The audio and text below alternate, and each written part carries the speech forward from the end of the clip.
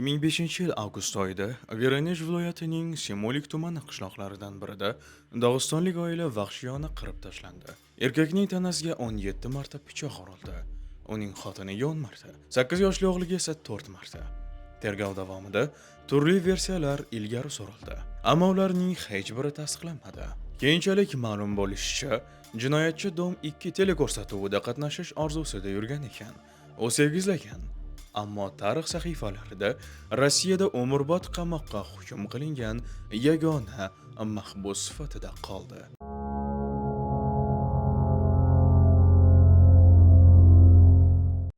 2005-yil 11-avgust tunida Semolik tumanida kuchli bo'ron bo'ldi. Ertalab qishloq aholisi ekinzorlarida oh-voh qilishardi. Do'l hosilining bir qismini nobud qilgan edi. Ahmed Kerimov KAMAZ yuk mashinasida qishloq boshqarmasiga kelarkan, dala ishlarining bo'lmasligini sezdi. Kolxoz raisi uni uyga qaytardi. Tushdan keyin qurib qolsa, kelaverasan dedi. Yo'lda orqa g'ildirak teshildi. Zapas g'ildirak qishloq chekkasidagi yashovchi ukasi Rustamning hovlisida edi. U darvoza oldida mashinasini o'chirdi. Itlar qochib chiqdi. Tuzik qishloq va cho'pon itining aralashmasi. Ammo g'alati qiyshayib yurardi. Bo'ynidagi juni qon bilan qotib qolgan edi. Ahmedning yuragiga g'ulg'ula tushdi. Yo'lakda u Rustamning 34 yoshli xotini Oslining qonli jasadiga duch keldi. Bolalar xonasiga kirganda oyoqlari qaltiradi. Qon to'la karavotda 8 yoshli jiyanining jasadi yotardi. Polda esa yuzi mayib bo'lgan ukasi. Yarim soat o'tmay butun qishloq voqeadan xabar topdi. Troitskoye qishlog'ida bunday olomonni hech kim eslamaydi. Kremovlar uyiga yuzlab odamlar to'plandi. Bu oilaning vahshiyona qirib tashlanishi hammani larzaga keltirdi. Kerimovlar bu yerlarga fojiadan 5 yil oldin ko'chib kelishgan edi. Uyda o'q uziladi. Checheniya yongin edi. Bolalarni urushdan uzoqda o'stirmoqchi bo'lishdi. Rossiyaning markaziga, Voronezh viloyatining jimjit qishlog'iga kelishdi. Yosh oila qo'shnilar bilan tez til topishdi. Mehnatsevar, xushfe'l, ichkilik ichmaydi. Ijaradagi do'konchilarda ham spirtli ichimliklar sotmasdi. Odamlarga nasiya oziq-ovqat berardi. Oila boshlig'i KAMAZ sotib olib, sutkasiga 20 soatga yaqin ishlardi. Boshlariga kulfat tushganda, ularning o'z yaqinlariday motam tutmagan birorta qishloqdoshi yo'q edi. Kerimovlarni o'zlarining KAMAZida Dog'istonga olib ketishdi. Jinoyat jamoatchilikni hayajonga soldi. Ichki ishlar vazirligi nazoratga oldi. Dog'iston diasporasi ham deyarli har kuni vakillarni yubordi. Tergovning borishi haqida hisobot talab qildi. Huquq-tartibot organlari ko'rib chiqqan asosiy versiya qon adovati edi. Odamlar Dog'istondan nisbatan yaqinda kelgan. U yerda nima bo'lgandi va nima uchun ketib qolishdi? Lekin bu yo'l berk ko'chaga olib kirdi. Oilaning Dog'istonda qochishiga hech qanday sabab yo'q edi. Jinoyatning xususiyati ham sovuqqonli qotilga o'xshamasdi. Pichoq zarbalari xaotik va haddan tashqari ko'p edi. Ehtimol jinoyatchi hissiy jihatdan beqaror, balki ayol bo'lishi mumkin deb o'ylashdi. Qon adovatchisi bolaga qo'l ko'tarishi dargumon. Militsiyachilar mahalliy kriminal vakillari bilan gaplashdi. Ular shunday dedi: "Bu ahmoqona jinoyat. 2 telefon va arzimas maishiy texnika uchun butun oilani, ustiga ustak bolani o'ldirish. Bu yo'qolgan giyohvand yoki o'smir ishi."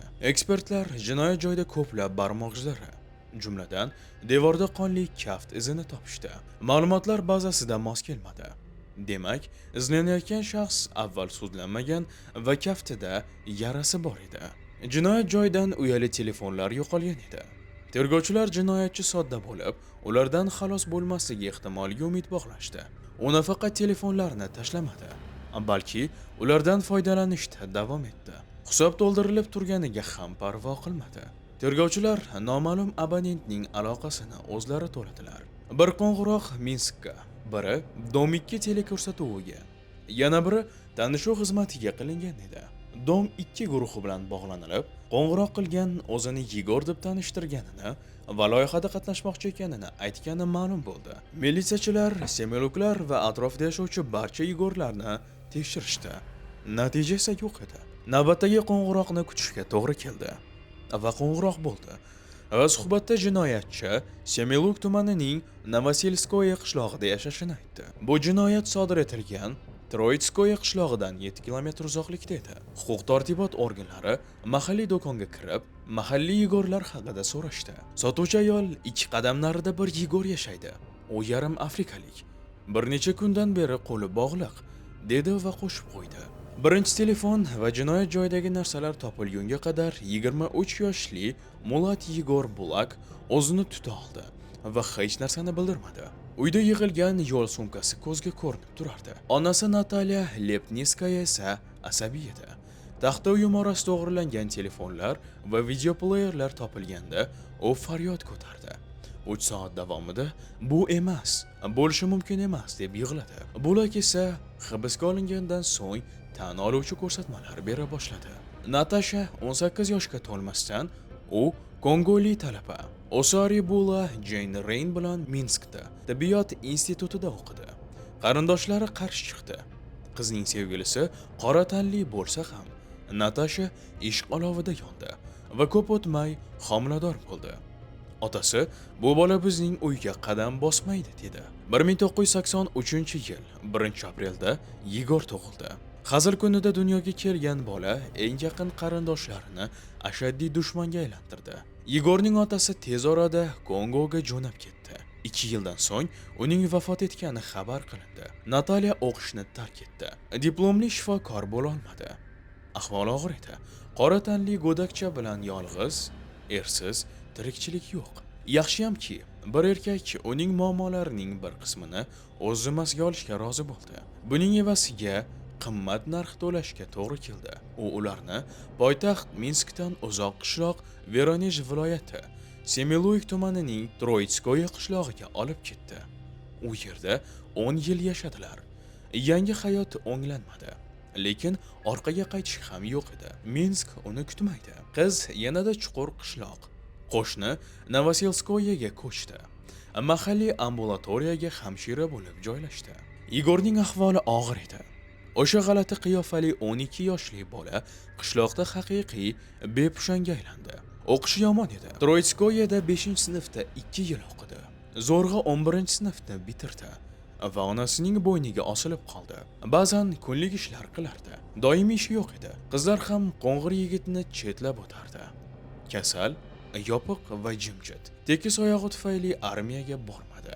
Kunduzlari divanda yonboshlab, onasini Minskdan bu tumshuq joyga olib kelgani uchun qarg'ardi.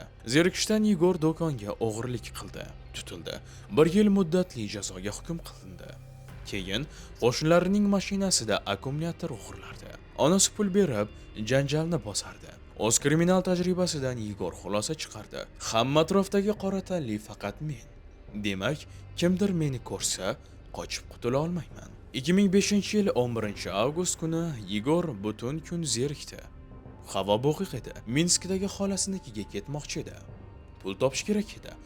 10 yildan ko'proq oldin ketib qolgan Troitskoye qishlog'ida u katta, chiroyli rais uyini eslab qolgan edi. U yerda endi boshqa odamlar yashardi. Lekin albatta pul bor. Ustiga ustak uy qishloq chetida, yolg'iz turardi. Yegor onasidan tibbiy qo'lqop oldi. Beliga ov pichog'i qistirdi va qorong'ulik tushayotganda Troitskoyega yo'l oldi. 10 kilometr yurib, tungi soat 2 da joyga yetib keldi. Darvozani ochganda uy iti unga tashlandi. Bulak uni bo'yniga pichoq bilan urdi. Uyni aylanib chiqib, yonayotgan derazani ko'rdi. Qarab, karavotda yoyilib uxlab yotgan ozg'in bolakayni ko'rdi. Bola qorong'ulikdan qo'rqqani uchun ota-onasi chiroqchani yoqib qo'ygan edi. Xonaning deraza fortchkasi ochiq edi. Yegor oyoq kiyimini yechdi. Derazani ochib, ichkariga kirdi. O'ljuncha ko'p emas edi. Eski uyali telefon, video player, payvandlagich, fotoapparat, Xitoy sovun solinadigan idish. Asosan multfilm yozilgan 15 ta video kaseta va turli xil mayda-chuyda narsalar. Sud tibbiy ekspertlar uning tanasida 17 ta pichoq yarasini sanadi. Xotindan esa Bulak 10 ta zarba berib jon oldi. Jinoyatchi ayol bilan shug'ullanib turgan vaqtda qoniga bulangan yo'lakda Rustam emaklab kelar edi. O'g'lini uyg'otib qutqarmoqchi edi, ammo ulgurmadi. Qotil o'g'lini ko'rpa ustidan urib o'ldirgan edi. So'ng muzlatgichda 2 bo'lak go'sht oldi, xaltaga soldi va orqaga yo'l oldi. Bola bilan ishni bitirganingda yuragingda biror narsa titraganmidi? Deb so'rashdi undan so'roqda. Bola meni ko'rdi-ku. Uni tirik qoldira olmasdim-da. Hayron bo'ldim o'lat. Aytib o'tish kerakki, Rustam va Oslining katta o'g'li mo'jiza bilan omon qoldi. O'sha dahshatli tundan 2 kun oldin buvisi uni Dog'istonga mehmonlikka olib ketgan edi. Natalya Lepnitskaya o'g'li bilan birga hibsga olindi. Bir necha kun qamoqda ushlandi. Uning aloqasi yo'qligi aniqlanib, ayol ozod qilindi. Bir necha kun ichida yosh ona yillar qariganday bo'lib qoldi. Tergovchi kabinetda boshini qo'llariga ko'mib yig'lardi. Qishloqqa qanday qaytaman? Odamlarning ko'ziga qanday qarayman derdi. U qishloqda qolmadi. Uyni narxidan ancha arzon sotib, Minskka ketdi. Tergov yarim yil davom etdi. O'g'liga bir satr ham xat yozmadi. Biror posilka ham yubormadi. Go'yo Yegorni hayotidan o'chirishga urindi. Yana hammasi uning o'g'liga qarshi chiqdi va bu gal u ham. Bulak tergov davomida xotirjam, ba'zan hazil ham qildi.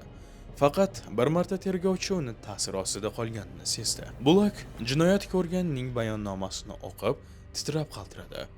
U shunchalik diqqat bilan axtargan xonada, ko'zga ko'rinib turadigan joyda 32 ming rubl solingan sumka turgan ekan. Qanday qilib ko'rmay qoldim? Afsuslanib qoldi. Uning o'ljasi esa zo'rg'a 10.500 rublga yetdi xolos. Voronezh viloyati sudi 2006-yil 5-aprelda Yegor Bulakka maxsus rejimli tuzatish koloniyasida umrbod qamoq jazosi belgiladi. Ammo uning umrbodi bor yo'g'i bir necha yilga cho'zildi. Koloniyada Mulatni bo'g'ib o'ldirishdi. Aytishlaricha, bu Kerimovlar oilasining biror bir yaqinlari tomonidan amalga oshirilgan qon adovati edi.